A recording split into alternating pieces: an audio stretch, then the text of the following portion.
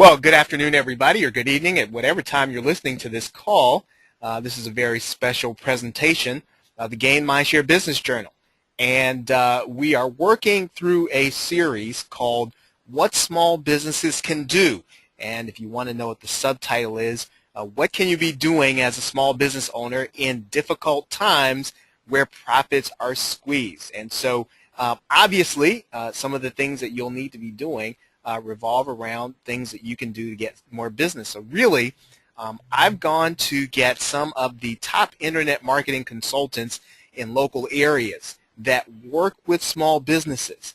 And we're going to be talking on this call about things that you can do to increase your business. And I wanted to make sure to get people who are experienced. And obviously, there will be folks where you will be located, and of course, you'll be able to find these people and reach out to them where they are. We're going to be talking to someone in Florida today, and as we'll be getting into it, we'll kind of get him to spill his secrets as to what he does with his clients who work in small business. I'm going to be talking to a friend of mine. His name is Craig Stevens. And Craig is a local internet marketing consultant. And really, you know, if you were to talk to Craig, he doesn't really keep his focus on, you know, things that at least I've found marketing consultants to focus on. Craig really, I think more than anything else, stresses and emphasizes that he works with businesses to help them to become more profitable. I mean, you really got to take note of that, because he's not talking about more traffic, and I think that's what most internet marketing consultants really come to business owners with. Hey, I'll be able to get you more traffic. I'll be able to get you to the top of the search engines. If you're speaking to Craig, he's going to place his emphasis on making you more profitable. And those are the folks that we're kind of getting for these series, people who can really articulate and talk about what it means for you as a business owner to take action on the things that are really going to make you more profitable. So my friend Craig Stevens, are you there? Yes, I am. Hey, Craig, good to talk to you, man. I'm glad that you were able to make it onto the program. I know that you are an internet, you consider yourself to be a local business marketing consultant, not just internet marketing. Tell us about this. What does that really mean? What does it mean to be a local marketing consultant? Well, my goal is to help local businesses, as you mentioned there, to become more profitable. And not always is that on the internet. You'll see a lot of internet marketing consultants that's all they do is the internet, and most of them do what we call SEO, which is search engine optimization, to get their site found on the front pages of the search engines. And I think there's a lot of cases when that's not really what the business needs. Wow. Okay, so if they don't, that's kind of contrary to, I'd say at least 50 to 60% of what folks are going to hear. So if you've got emphasis on other things, what are those other things, Craig? Well, let me just tell you why I think that this idea kind of hits the bullseye.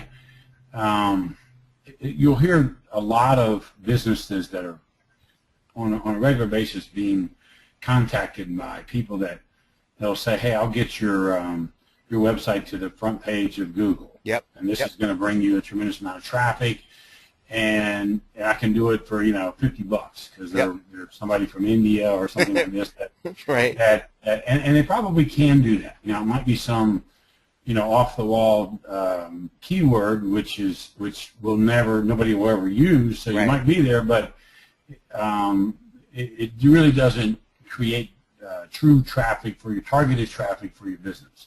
So let me give you an example of what I'm talking about. I was targeting or doing some marketing for some dentists, and I decided to interview them and talk to them a little bit about about how come they were constantly being approached by internet marketers that would get them to the front page of the search engines, and yet they never ever decided to take advantage of it. And I looked up their websites and found them on page 3 and page 5, and some of them didn't even care where they were. And I asked them the question. I said, well, why do you really feel that why aren't you taking advantage of this if you yourself don't know how to get you there? And they really surprised me, because they said, I don't really want to be there. And I really, in the beginning, I didn't understand that. But what it evolved, I went out and took these 4 dentists that were college buddies, and we all went and played golf, and then I took them out to dinner, and I said, I'm going to cover the dinner if you just kind of talk to me and tell me, so that I can sort of see through the eyes of the dentist. Right, yeah. And what we talked about was that if they were on the front page of Google for a key search word in the local marketing area, they could be getting some crazy number, 100, 200, 300, let's just say hits a day or contacts a day. Now, what that meant was that their staff, their secretary or their operator, receptionist, would be fielding these calls.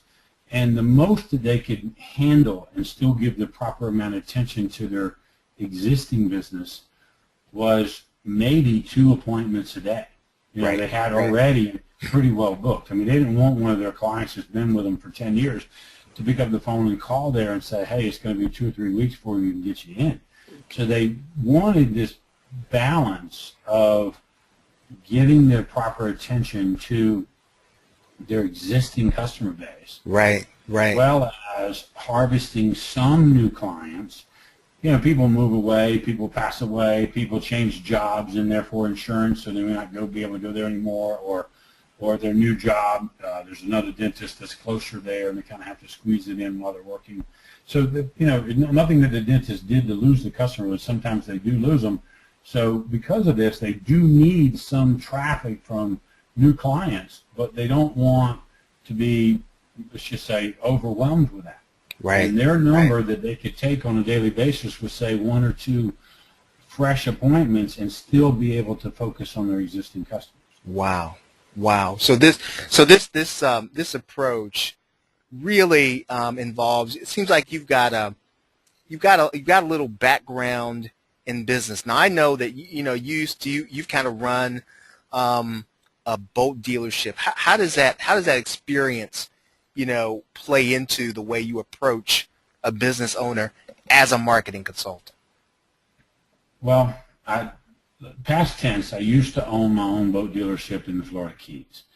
And in 2008, I closed it down, mostly because that was the kind of item that the downturn in the economy people were afraid of. They wouldn't want to spend their money on luxury items. They were more worried about their job security and where we were going and the presidential election and all those kind of things, and fuel prices and all this stuff. So they would just basically hold back. So we weren't really selling any boats. The other part of it, the banks kind of made things very difficult on everybody. So what I did was I chose to close that business down. And before I did, I looked for some help.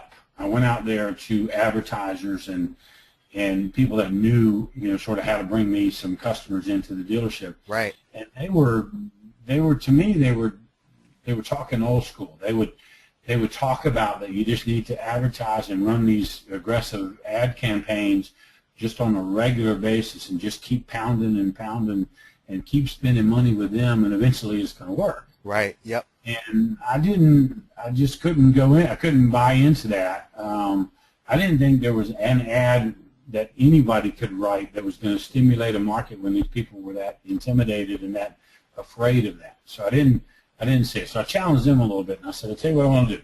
I'll run your full course. I'll run newspaper, I'll run radio, I'll run TV, I'll run it all, if you will let me pay you on results only.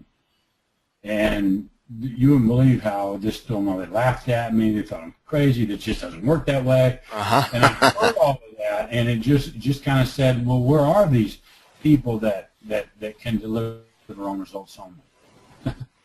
That they'll deliver and be paid because they did. Right. That's what I wanted. Right. So in so doing.